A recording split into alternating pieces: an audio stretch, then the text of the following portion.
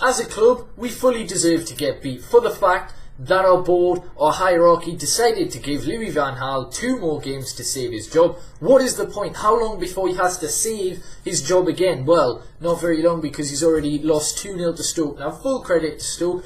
Could have and probably should have been even more than that. A cracking goal from Arnautovic for the second goal, and brilliant work for the first one from Bojan. Nice team goal, to be honest. And yeah, United, what?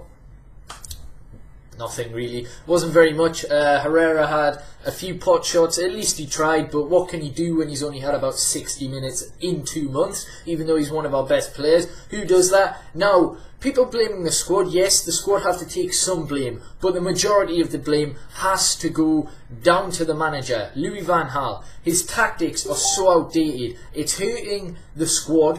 Alright, his system, everything is just wrong. I mean, it was said that he'd changed things prior to this game. He'd lowered the workload for the training. He'd allowed the team to eat when they wanted and with who they wanted, because apparently it was like a team thing that he forced them to do at a certain time of day. And all the rules had been relaxed. Didn't change a thing. On the pitch, our first half was probably the worst half of football we've had, and that includes maybe even Moyes' reign. I mean, it was almost as bad as Moyes' final game, which ended 2-0 to Everton in that day. But yeah, I had more confidence going into the game against Bayern Munich under David Moyes than I did at this game going up against Stoke City. This is the first time I've predicted Manchester United to lose a game before we've played it, and yeah, that just shows a lack of confidence. I might not have done a video on it, but I said it to my mates. I also put it on Twitter before the game that I thought we'd lose 2-1.